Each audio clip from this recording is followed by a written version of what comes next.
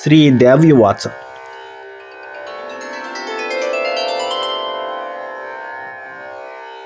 शैवानि गाणपत्यानि शाक्तानि वैष्णवानि च कवचानि च सौराणि यानि चान्यानि तानि च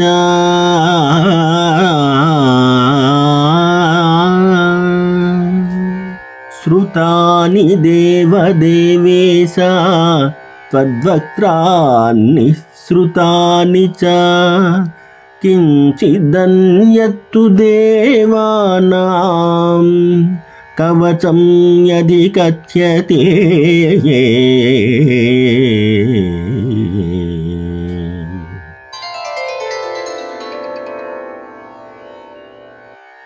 ईश्वर उवाच।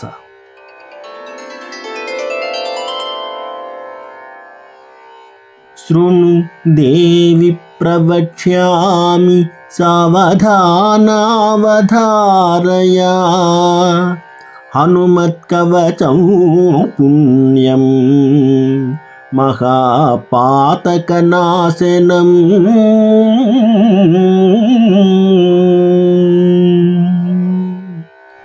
एतद्गुह्यतमं लोके शीघ्रं सिद्धिकरं परं जयो यस्य प्रगानेन लोकत्रयजितो भवेत्।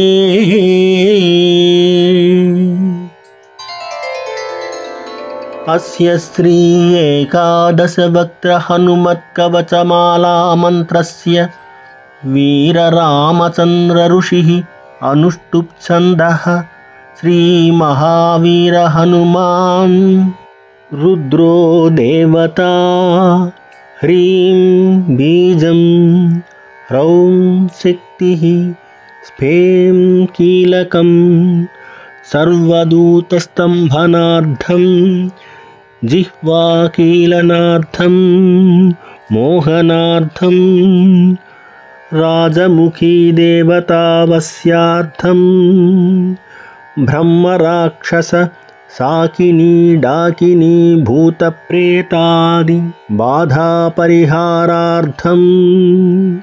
श्री हनुमद्दिव्यकवचाख्यमाला मन्त्रजपे विनियोगः।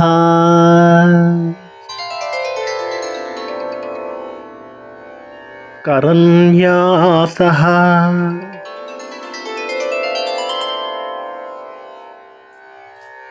ॐ ह्रौं आञ्जनेयाय अङ्गुष्ठाभ्यां नमः।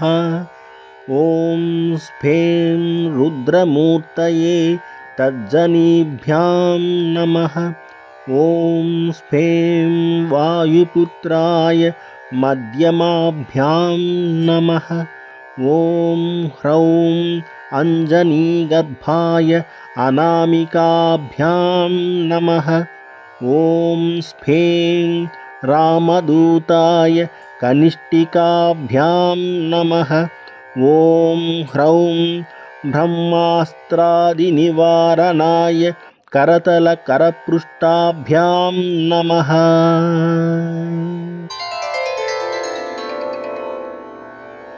अङ्गन्यासः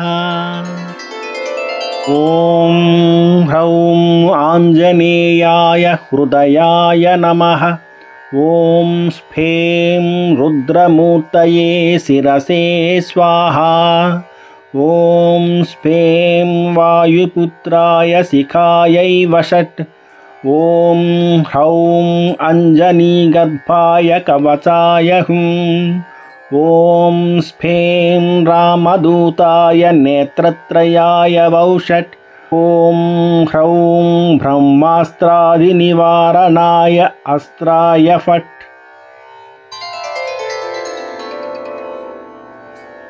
ध्यानम्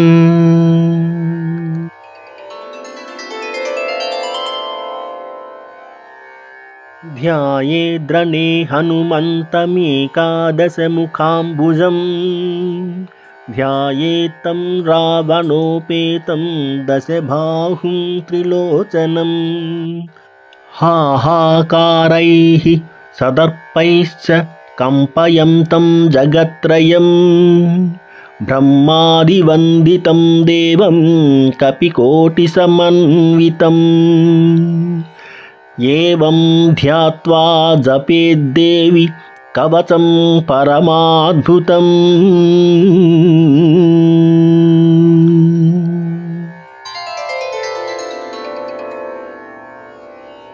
दिग्बन्धाः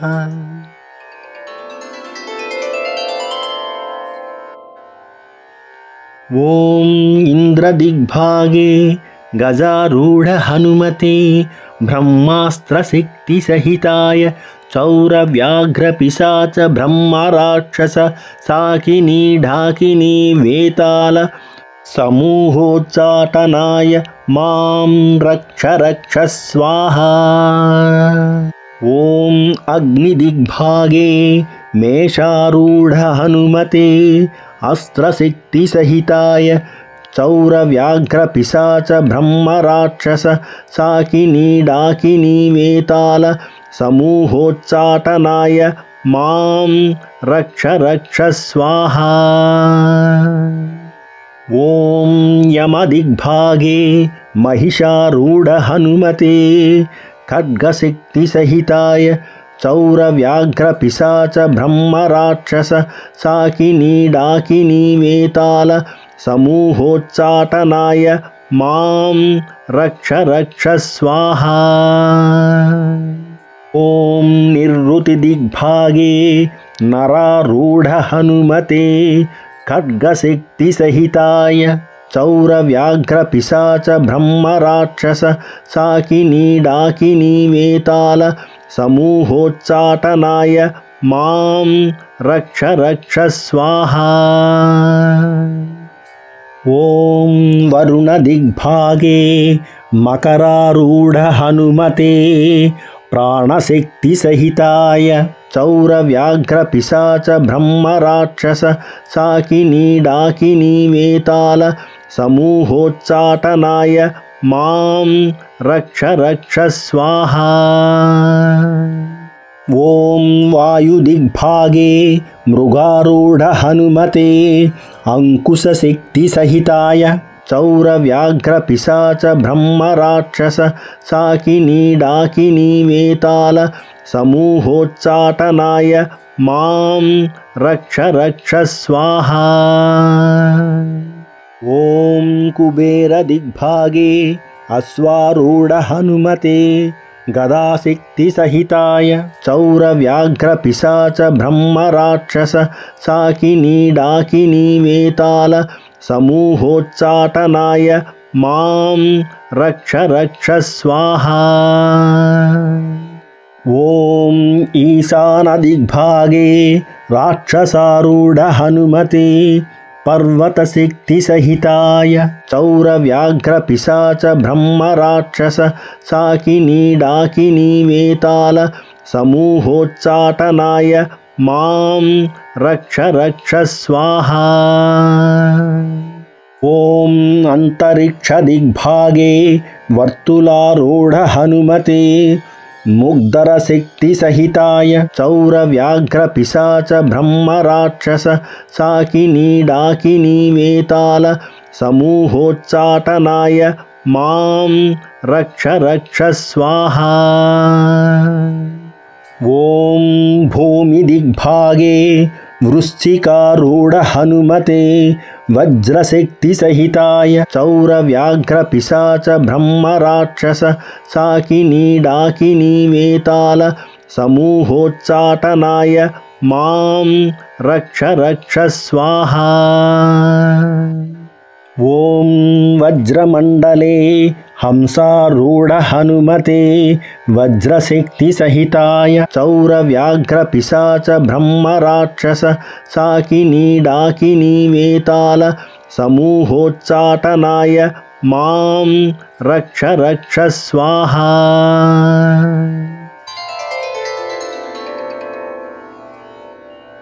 मूलमन्त्रः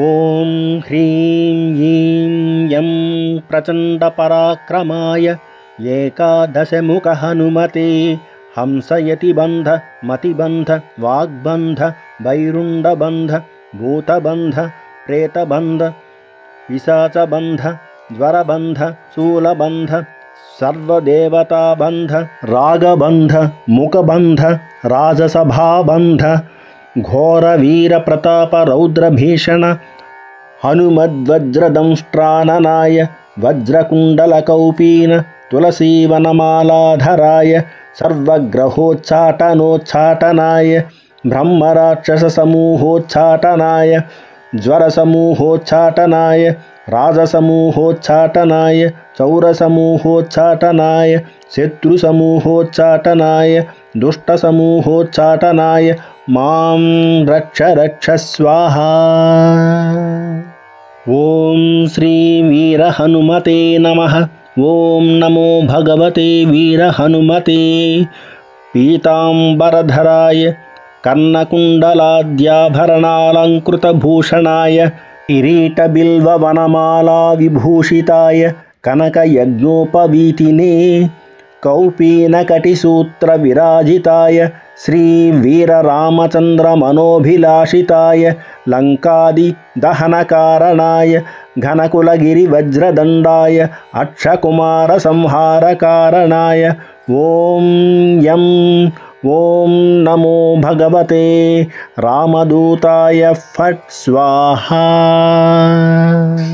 ఓం ఐం హ్రీం హ్రౌం హనుమతే సీతారామదూతాయ సహస్రముఖ రాజవిధ్వంసకాయ అంజనీగర్భసంభూతాయ సాకినీ విధ్వంసనాయ కిలికిలి బుబుకారేణ విభీషణాయ వీరహనుమద్దేవాయ ఓం హ్రీం శ్రీం హ్రౌం హ్రాం ఫట్ స్వాహా.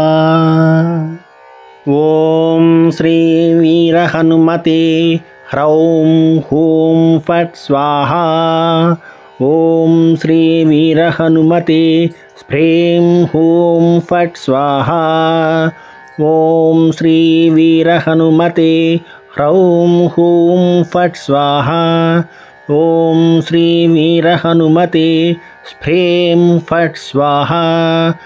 ఓం హ్రాం శ్రీ వీరహనుమతే హ్రౌం హూం ఫట్ స్వాహా. ఓం శ్రీ వీరహనుమతే హ్రైం హూం ఫట్ స్వాహా. ఓం హ్రాం పూర్వముఖే వానరముఖ హనుమతే లం సకలశత్రుసంహారకాయ హుం ఫట్ స్వాహా. ఓం ఆగ్నేయముఖే మత్స్యముఖ హనుమతే రం సకలశత్రుసంహారకాయ హుం ఫట్ స్వాహా. ఓం దక్షిణముఖే కూర్మముఖ హనుమతే మం సకలశత్రుసంహారకాయ హుం ఫట్ స్వాహా. ఓం నైరుతిముఖే వరాహముఖ హనుమతే క్షం సకలశత్రుసంహారకాయ హుం ఫట్ స్వాహా. ఓం పశ్చిమముఖే నారసింహముఖ హనుమతే వం సకలశత్రుసంహారకాయ హుం ఫట్ స్వాహా. ఓం వాయవ్యముఖే గరుడముఖ హనుమతే యం సకలశత్రుసంహారకాయ హుం ఫట్ స్వాహా. ఓం ఉత్తరముఖే శరభముఖ హనుమతే సం సకలశత్రుసంహారకాయ హుం ఫట్ స్వాహా. ఓం ఈశానముఖే వృషభముఖ హనుమతే హూం ఆం సకలశత్రుసంహారకాయ హూం ఫట్ స్వాహా. ఓం ఊర్ధ్వముఖే జ్వాలాముఖ హనుమతే ఆం సకలశత్రుసంహారకాయ హూం ఫట్ స్వాహా.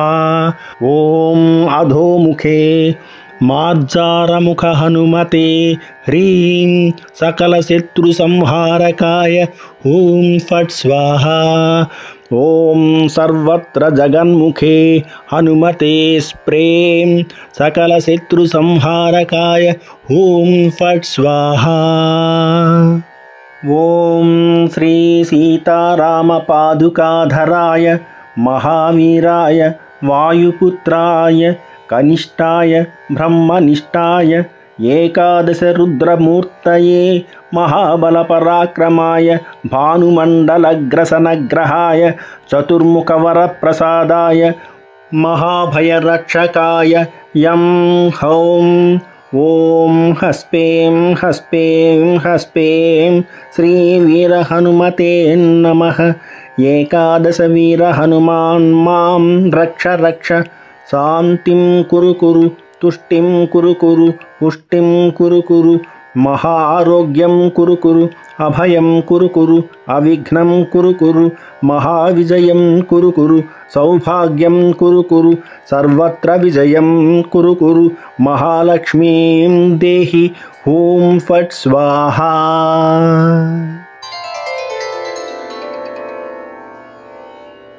फलश्रुतिः।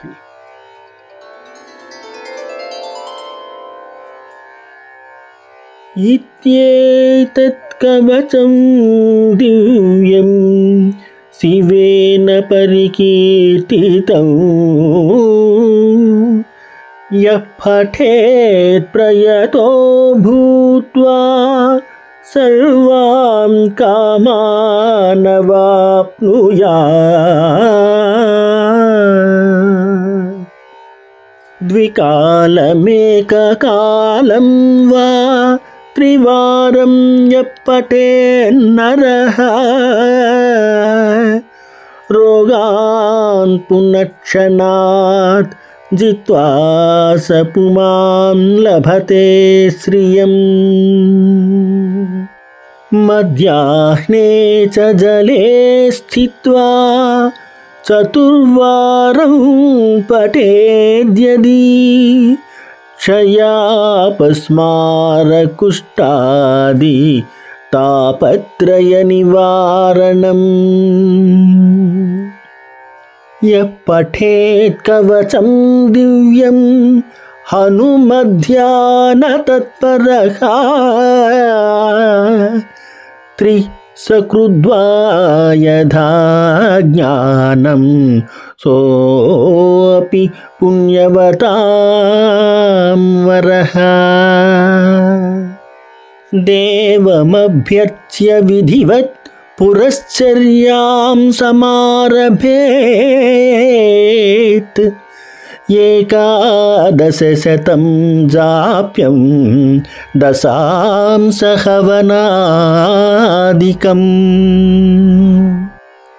यः करोति नरो भक्त्या कवचस्य समादरम्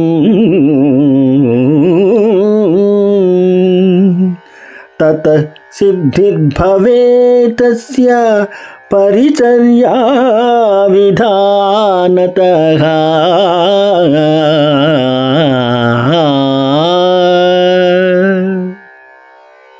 गद्यपद्यमयी वाणी तस्य वक्त्रे विराजते ब्रह्महत्यादिपापेभ्यो मुच्यते नात्र संशयः।